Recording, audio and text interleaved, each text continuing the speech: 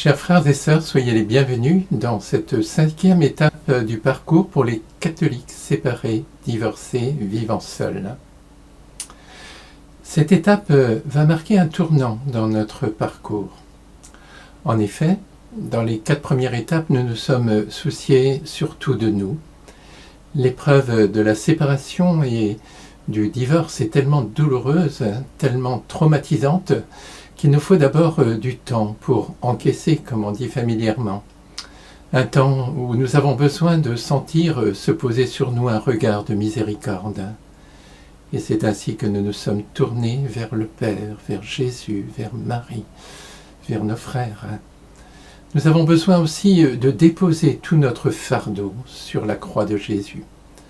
Nous l'avons suivi dans les différentes étapes de sa passion. Et nous nous sommes aperçus qu'il a porté déjà toutes ses souffrances et qu'il veut nous en soulager. Nous avons aussi commencé un chemin de guérison parce que nos blessures sont profondes. Elles remontent quelquefois à la petite enfance. Et il nous faut donc commencer à trouver là aussi une guérison de ces blessures.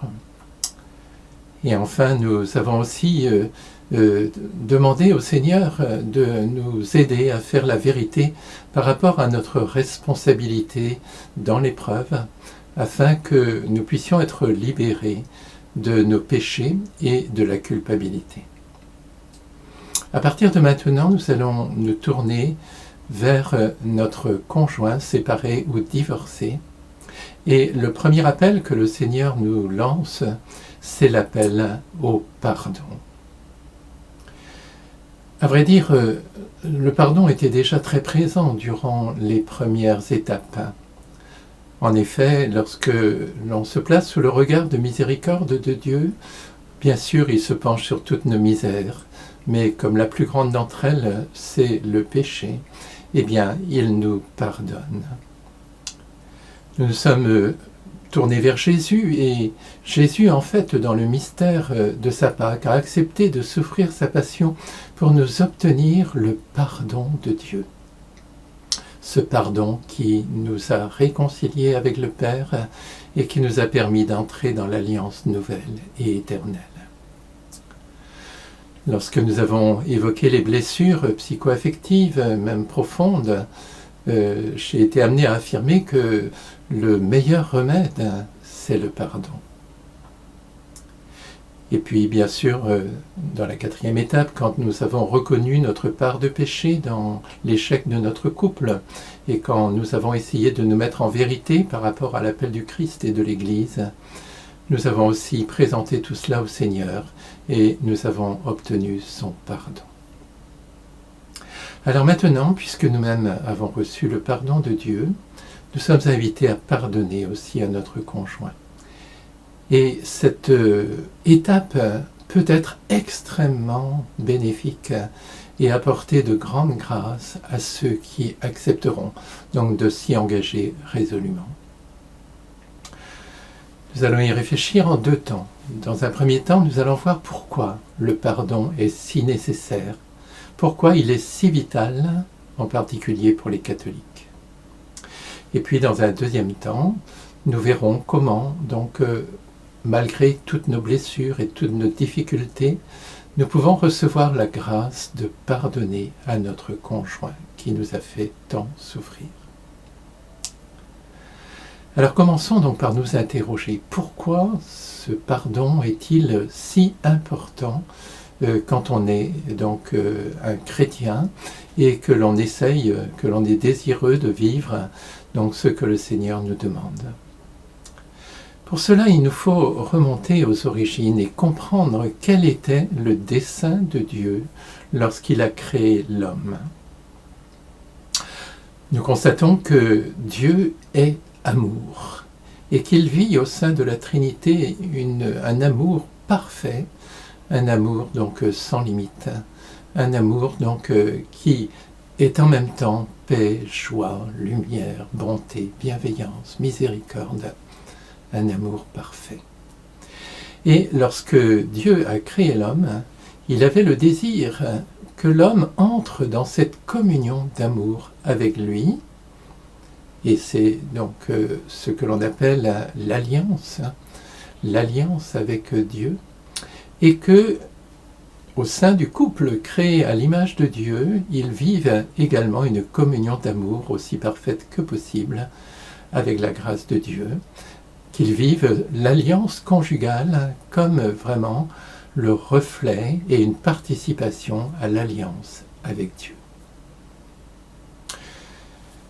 La Bible nous dit au premier chapitre et au deuxième que lorsque Dieu a ainsi créé l'homme et la femme, tout était bonheur, paix, joie, harmonie. Tout allait donc pour le mieux, jusqu'à ce que intervienne Satan. Satan, cet ange déchu dont le catéchisme nous parle à partir du numéro 385, s'est rebellé contre Dieu. Il a refusé donc de servir le dessein de Dieu, et à partir de ce moment-là, il est devenu le mal. Et comme il est révolté contre Dieu, il ne peut pas s'attaquer à Dieu, bien sûr, mais il va s'attaquer à la créature de Dieu, c'est-à-dire à l'homme, pour essayer donc de le couper de Dieu et de provoquer la division dans le couple. La division en grec, c'est diabolos qui a donné le diable. Satan, malheureusement, donc, a réussi dans son entreprise. Adam et Ève se sont laissés tromper par lui et donc complètement inconscients ont choisi de se faire Dieu par eux-mêmes, ont désobéi à Dieu et ainsi ont commis le péché originel.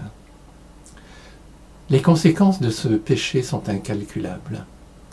En effet, ils se sont trouvés coupés de Dieu et en quelque sorte morts spirituellement.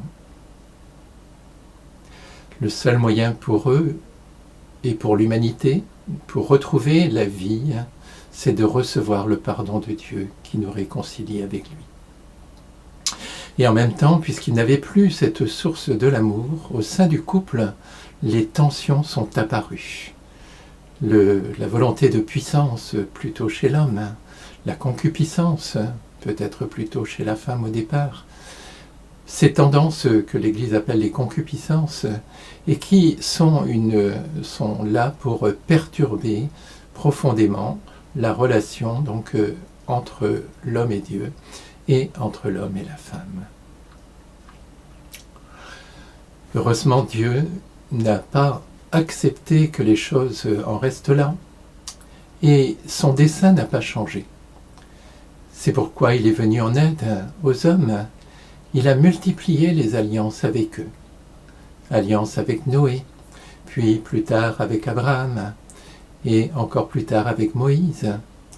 Des alliances à travers lesquelles il cherchait à rééduquer l'homme pour qu'il rentre à nouveau dans la communion avec Dieu et que l'alliance puisse être renouée.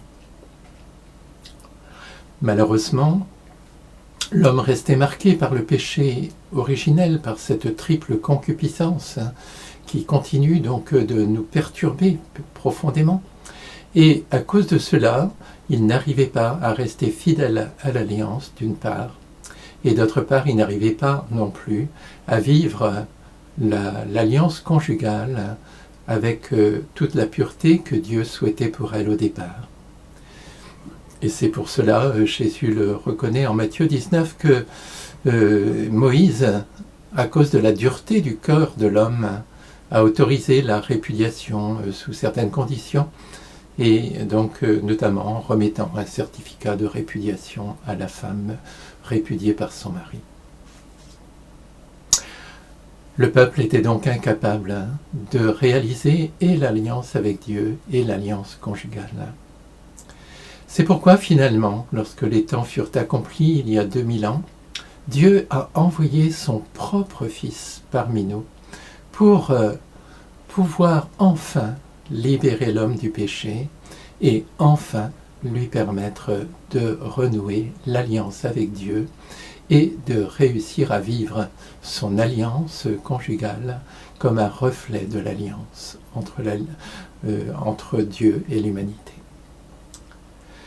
Jésus a pour cela, donc, accepter de prendre sur lui tous nos péchés. C'est ce qu'il a vécu, donc, dans sa passion douloureuse. Et il l'a vécu pour nous, c'est-à-dire à notre place, car c'est nous, humanité pécheresse, qui aurions mérité le châtiment qu'il a subi. Et il l'a donc également porté pour nous réconcilier avec Dieu, pour nous obtenir le pardon de tous nos péchés. Ainsi, on voit bien que le pardon est au cœur du mystère pascal et au cœur de toute la foi chrétienne. Donc, lorsque nous accueillons ce pardon que Jésus nous a obtenu sur la croix, nous recevons le pardon de tous nos péchés, nous sommes réconciliés avec Dieu et nous entrons dans l'alliance nouvelle et éternelle. Et de même, le couple chrétien, lorsqu'il vit son alliance donc, en Dieu, reçoit donc de Dieu, reçoit du Christ, la capacité de surmonter tous les péchés, toutes les divisions qui peuvent perturber le couple, pour vivre son alliance donc conjugale de la manière la meilleure possible avec la grâce de Dieu. Tel est donc l'enjeu du pardon. Et voilà pourquoi il est si central, à la fois au niveau donc, de la foi chrétienne, que au niveau donc, de la vie du couple. Alors ce pardon, Jésus donc, l'a annoncé très clairement dans ses enseignements et il nous y a appelé très clairement dans son évangile. L'un des premiers passages que nous connaissons bien, c'est tout simplement la prière du Notre Père. En effet, on lit en Matthieu au chapitre 6, verset 12, Jésus nous invite à dire « Remets-nous nos dettes comme nous-mêmes nous remettons leurs dettes à nos débiteurs. Et ne nous laisse pas entrer en tentation, mais délivre-nous du mal. » Et il ajoute « Car si vous pardonnez aux hommes leurs fautes, votre Père céleste vous pardonnera aussi. Mais si vous ne pardonnez pas aux hommes, votre Père non plus ne pardonnera pas vos fautes. » Cet appel donc est vraiment très fort, très radical. Jésus nous dit que puisque le Père nous remet toutes nos fautes, eh bien nous devons nous aussi les remettre à ceux qui ont une dette envers nous. Si nous ne le faisons pas, eh bien nous faisons le jeu du diviseur, du diabolos, comme je disais tout à l'heure. Et en effet, donc, comme je l'ai montré, aux origines de l'humanité, eh bien, alors que Dieu ne voulait que la communion avec les hommes, le diable est venu provoquer au contraire la coupure avec Dieu et la zizanie dans le couple. Donc, si nous refusons de pardonner, nous faisons le jeu du diviseur. Et ce n'est pas un hasard sans doute si après justement cet appel au pardon, il y a aussi la demande « Ne nous laisse pas entrer en tentation, mais délivre-nous du mal ».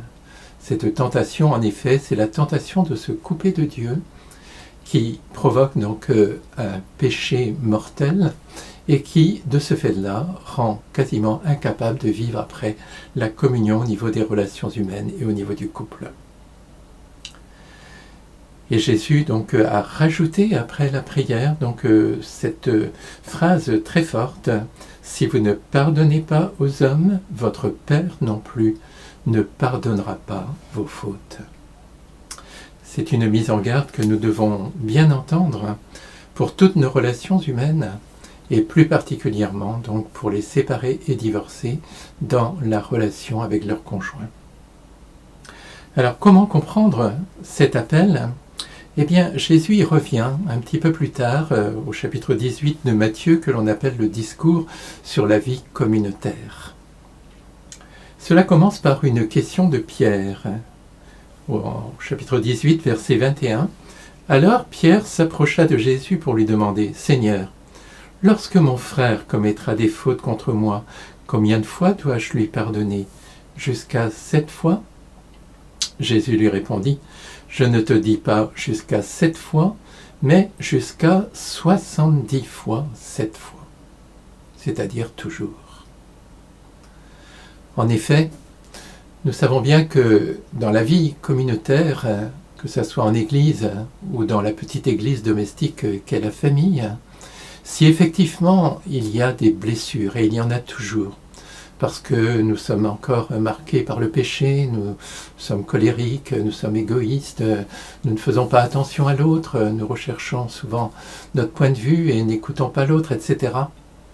Donc toutes ces attitudes qui sont à la fois des blessures psychologiques et des péchés, eh bien toutes ces attitudes viennent nuire profondément à la communion, que ce soit dans l'Église ou dans la famille. Et si on ne pardonne pas aussitôt, progressivement, eh bien tout cela vient s'accumuler et comme le dira tout à l'heure dans un témoignage le Père Alter, tout cela finit par élever des murs en béton entre nous et Dieu, entre nous et nos frères. Oui, si nous refusons de pardonner à nos frères, eh bien progressivement, c'est la communion qui meurt dans l'Église comme dans la famille. Donc, l'appel du Christ est évident, il faut pardonner. Alors, pourquoi pardonner donc alors que quelquefois c'est si difficile ou qu'on a subi de telles offenses? Eh bien Jésus va l'expliquer à travers la parabole qui suit, qu'on appelle donc la parabole du débiteur impitoyable. J'en lis le début, à partir du verset 23. Le royaume des cieux est comparable à un roi qui voulut régler ses comptes avec ses serviteurs. Il commençait quand on lui amena quelqu'un qui lui devait 10 000 talents, c'est-à-dire 60 millions de pièces d'argent. Comme cet homme n'avait pas de quoi rembourser, le maître ordonna de le vendre avec sa femme, ses enfants et tous ses biens en remboursement de sa dette. Alors, tombant à ses pieds, le serviteur demeurait prosterné et disait « Prends patience envers moi, et je te rembourserai tout. » Saisi de compassion, le maître de ce serviteur le laissa partir et lui remit sa dette. Évidemment, ce roi de la parabole, c'est Dieu, c'est le Père. Et le jugement dont il est question, c'est en fait le jugement que nous devrons subir à notre mort lorsque nous paraîtrons devant le Père. C'est ce qu'on appelle le jugement particulier. Et puis, à la fin des temps, viendra ce que l'on appelle donc le jugement dernier, qui est évoqué aussi par Matthieu au chapitre 25. Au moment de notre jugement particulier, nous serons comme ce serviteur. Et nous risquons fort, en effet, de découvrir que nous avons une dette considérable envers Dieu. Remarquons tout de suite que le texte n'emploie pas le mot « péché ». Pour désigner le mot « péché », dans le Nouveau Testament, il y a d'autres mots, et notamment le mot « hamartia », qui montre que, en fait, on était dans l'erreur. Et que, trompé par l'ennemi, trompé par notre intelligence limitée, nous avons fait ce qui n'était pas bien aux yeux du Seigneur. Ici, Jésus emploie un autre mot, qui est le mot « ophéilema », qui veut dire la dette. Et remarquez que c'est le même mot que dans le Notre Père. Alors, comment comprendre cela? Eh bien, prenons par exemple le premier commandement. Jésus nous dit « Tu aimeras le Seigneur ton Dieu de tout ton cœur, de toute ton âme, de toute ton intelligence, de toute ta force. » L'amour que nous devons avoir pour le Père doit être absolument premier et absolu, comme il l'était chez Jésus. Nous sommes invités à aimer de tout notre cœur. Notre cœur, c'est notre être le plus profond. Or, nous savons bien que notre cœur profond est habité par des pensées qui ne sont pas forcément des pensées qui viennent de Dieu. Jésus avait dit dans un de ses passages que c'est du cœur que viennent toutes les pensées mauvaises qui conduisent ensuite au péché. Et notre cœur profond donc, peut aussi se porter vers d'autres réalités, s'attacher à d'autres réalités auxquelles nous donnons la priorité par rapport à notre amour pour le Seigneur. Ça peut être des choses très nobles, ça peut être notre conjoint, ça peut être nos enfants, mais ça peut être aussi des choses beaucoup moins bonnes, comme l'argent, comme la gloire, comme le pouvoir, comme le sport, la recherche de bien-être, etc. On appelle ça les idoles. Et depuis toujours, Dieu nous met en garde contre les idoles. Il veut être le premier aimé, le premier servi. Nous devons aimer Dieu avec toute notre intelligence. C'est-à-dire que quand on aime quelqu'un, on cherche à le connaître pour l'aimer davantage.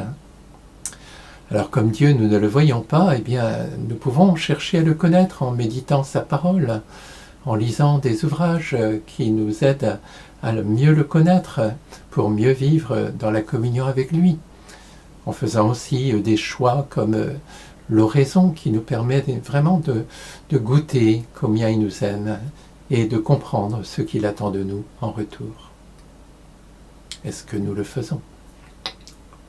Il nous demande aussi de l'aimer avec toute notre âme, c'est-à-dire dans la pensée juive, c'est toute notre affectivité en même temps.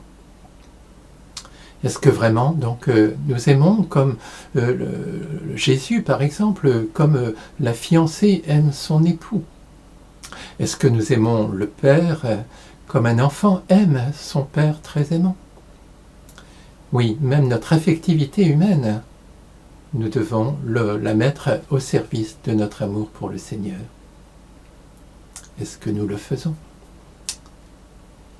Et nous sommes invités à aimer Dieu de toute notre force, à mobiliser donc nos énergies pour vraiment le connaître, l'aimer, le servir, témoigner de lui. Et cela implique des choix. Alors c'est vrai, surtout quand on a une famille, on est très très pris, on est pris par le travail, on est pris par les enfants, on est pris par d'éventuels engagements, mais aussi par les loisirs et puis le sport et donc les soins que l'on s'accorde à soi-même. Alors bien sûr, il en faut un petit peu, mais est-ce que nous n'avons pas tendance du coup à dire dimanche matin chez mon entraînement sportif je ne peux pas aller à la messe, ou bien donc à dire ah oui mais donc tel soir là au lieu d'aller par exemple à une soirée de prière il y a une soirée culturelle là qui est tout à fait passionnante et vraiment donc je vais donner le choix à cette activité culturelle, etc., etc. Nous sommes invités à aimer Dieu de toute notre force. Et c'est un commandement. C'est-à-dire que si nous ne le faisons pas, nous accumulons une dette envers Dieu. C'est ce que dans le « Je confesse à Dieu », on appelle le péché par omission. Alors bon, d'accord, nous ne faisons peut-être pas tous les efforts que nous devrions pour aimer Dieu comme Jésus nous le commande. Mais quand même, dans le texte, il est question d'une dette de 10 000 talents, 60 millions de pièces d'argent. Et la pièce d'argent, c'était le salaire donc d'un ouvrier à l'époque, pour une journée. Alors comment pouvons-nous être concernés par une somme aussi énorme? Alors saint Augustin disait à cela que, certes, beaucoup d'entre nous ont l'impression de faire des fautes légères. Mais si ces fautes s'accumulent, et on dit qu'un grand saint pêche au moins 7 fois par jour, alors nous qui ne sommes pas saints, vous voyez un petit peu comme ça monte vite. Donc, si ces fautes, même légères, s'accumulent, saint Augustin disait, elles sont comme des grains de sable qui s'accumulent, et à la fin, ça peut faire une montagne qui nous engloutit et qui nous fait tomber dans la mort spirituelle. Une personne qui, effectivement, ne recourt pas régulièrement au sacrement de réconciliation, qui reste des années, parfois toute une vie, sans se confesser, accumule ainsi une multitude de dettes envers Dieu, et au moment du passage, cela peut constituer une somme énorme. Mais il y a une autre explication. Je l'ai trouvée chez un exégète commentant le verset du Notre Père, « Remets-nous nos dettes ». Cet exégète faisait remarquer que Dieu nous appelle à la perfection de l'amour. Et cela, donc, c'est Jésus lui-même qui l'a dit, juste avant le Notre Père, à la fin du chapitre 5, il est question de l'amour des ennemis. Et Jésus termine ce passage en disant « Vous donc, vous serez parfaits, comme votre Père du ciel est parfait. » Matthieu, chapitre 5, verset 48. Donc, si nous sommes appelés à la perfection, alors notre dette devient abyssale, parce que nous, qui sommes des gens pauvres, blessés, limités, pécheurs, nous sommes constamment en deçà de cet amour parfait que Dieu attend de nous vis-à-vis de lui, et aussi, on le dira tout à l'heure, vis-à-vis de nos frères. Voilà donc ce qui explique que notre dette puisse être colossale. Alors, si nous la reconnaissons, eh bien, faisons comme le débiteur, tournons-nous humblement vers Dieu pour reconnaître que nous sommes en dette envers lui et demandons-lui de nous remettre cette dette. Et si nous sommes sincères dans notre démarche, et aussi importante que soit notre dette, à ce moment-là, le Père, saisi de compassion, nous remet toute notre dette. C'est ce qu'il fait au baptême. Nous recevons au baptême le pardon de tous nos péchés. Nous sommes affranchis du péché originel, et si nous sommes baptisés adultes par exemple, nous recevons le pardon de tous les péchés que nous avons pu commettre avant notre baptême. Et tout cela donc gratuitement, avec une générosité qui devrait nous confondre, tellement le Père est bon et miséricordieux.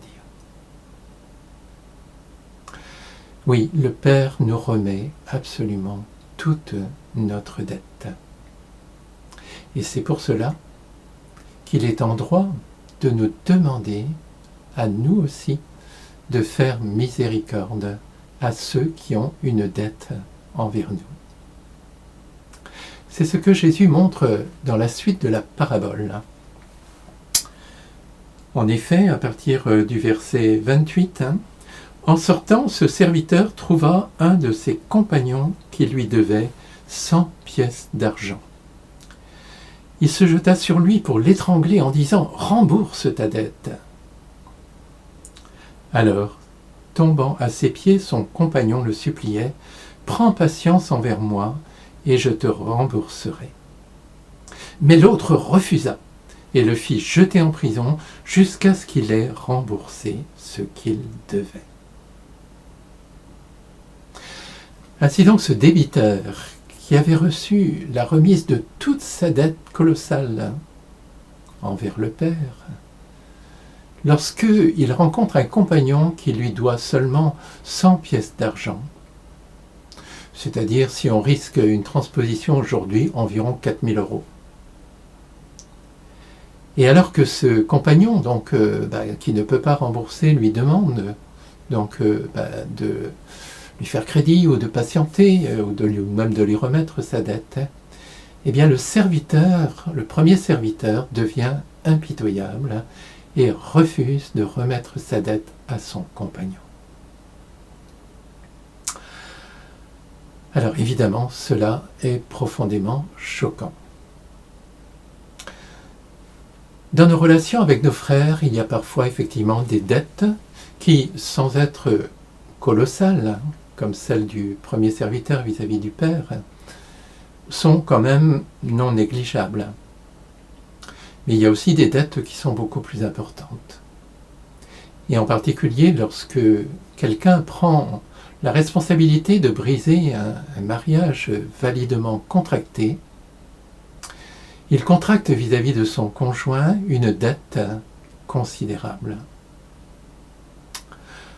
En effet, il s'était engagé donc à aimer son conjoint, dans les bons comme dans les mauvais jours. Il s'était engagé à le soutenir, physiquement, moralement, financièrement. Il s'était engagé vraiment à l'aimer jusqu'à la fin de sa vie. Et en rompant donc cette alliance, eh bien dorénavant il va priver son conjoint de toute cette affection, de tous ces soutiens, de toute cette aide qu'il s'était engagé à lui donner. Et si la séparation intervient relativement tôt dans l'histoire du couple, et que le conjoint abandonné choisit la fidélité, il risque de rester seul pendant des dizaines d'années. Et donc cette dette, effectivement, va devenir considérable. Malgré tout, Jésus, dans cette parabole, nous laisse entendre que cette dette du conjoint qui a brisé l'union, cette dette n'est pas aussi considérable que celle que chacun de nous contracte vis-à-vis de Dieu, pour la raison que nous avons évoquée tout à l'heure. Nous sommes appelés à la perfection de l'amour vis-à-vis de Dieu, et nous n'y arrivons jamais, nous sommes toujours infiniment loin. Donc notre dette est immense. Alors c'est vrai qu'aussi, entre conjoints, nous sommes appelés à la perfection de l'amour. Mais comme nous sommes des êtres limités, blessés et pécheurs, notre dette ne peut pas être aussi absolue, aussi radicale qu'elle l'est vis-à-vis de Dieu. Et comme Dieu nous pardonne tous nos péchés, nous remet toute notre dette, aussi lourde soit-elle, il nous invite donc, nous aussi, à remettre sa dette à celui qui a une dette envers nous, à celui qui est le plus proche qui était le plus proche de nous, c'est-à-dire à notre conjoint. Si nous ne le faisons pas, à ce moment-là, donc Jésus nous met en garde. En effet, je lis la fin de la parabole à partir du verset 31. Donc les compagnons du premier serviteur, voyant cela, voyant comment il avait traité le second, furent profondément attristés et allèrent raconter à leur maître tout ce qui s'était passé. Alors celui-ci le fit appeler et lui dit : « Serviteur mauvais, je t'avais remis toute cette dette parce que tu m'avais supplié. Ne devais-tu pas, à ton tour, avoir pitié de ton compagnon comme moi-même j'avais eu pitié de toi ?» Dans sa colère, son maître le livra au bourreau jusqu'à ce qu'il eût remboursé tout ce qu'il devait. C'est ainsi que mon Père du ciel vous traitera si chacun de vous ne pardonne pas à son frère du fond du cœur. Oui, ce qui risque de nous arriver, compte tenu de la terrible blessure que nous subissons dans la séparation et le divorce, compte tenu de toutes les souffrances que nous avons éprouvées, de toutes les humiliations, de tout ce que nous avons évoqué dans la deuxième étape de notre parcours en remettant à Jésus, donc dans le mystère de sa Pâque, toutes nos blessures. Eh bien, oui, le risque, c'est que, justement, nous nous endurcissions vis-à-vis de notre conjoint et que nous refusions de lui remettre sa dette. Et si, effectivement, nous nous endurcissons, à ce moment-là, eh bien, le Père ne peut plus non plus nous pardonner nos péchés quand nous nous tournons vers lui. Il ne peut plus non plus nous donner véritablement sa grâce Et si nous persévérons dans ce refus jusqu'à notre mort, au moment du jugement particulier, eh bien, il se montrera aussi exigeant que nous l'avons été vis-à-vis de celui qui était en dette envers nous. Et sans doute faut-il voir une allusion donc au purgatoire dans cette sentence du Père ou cette action du Père, ce jugement du Père. Dans sa colère, son maître le livra au bourreau jusqu'à ce qu'il eût remboursé tout ce qu'il devait. Ceux qui refusent de pardonner, s'ils sont quand même suffisamment en état de grâce au moment du jugement, eh bien, devront effectivement, à ce moment-là, rembourser également toute leur dette envers le Père avant de pouvoir entrer dans la gloire du ciel et de vivre la communion d'amour avec lui. Réfléchissons bien, donc, frères et sœurs, et acceptons vraiment d'entendre cette interpellation forte de Jésus, cette interpellation qui nous demande, nous aussi, de pardonner donc à ceux qui nous ont offensés, de remettre leur dette à ceux qui ont une dette envers nous, à commencer par notre conjoint. Nous allons maintenant essayer de voir dans la deuxième partie de cet enseignement comment cela est possible, aussi fortes que soient nos difficultés, pour arriver donc à ce pardon que Dieu nous commande vis-à-vis de notre conjoint, et nous pouvons y arriver avec sa grâce.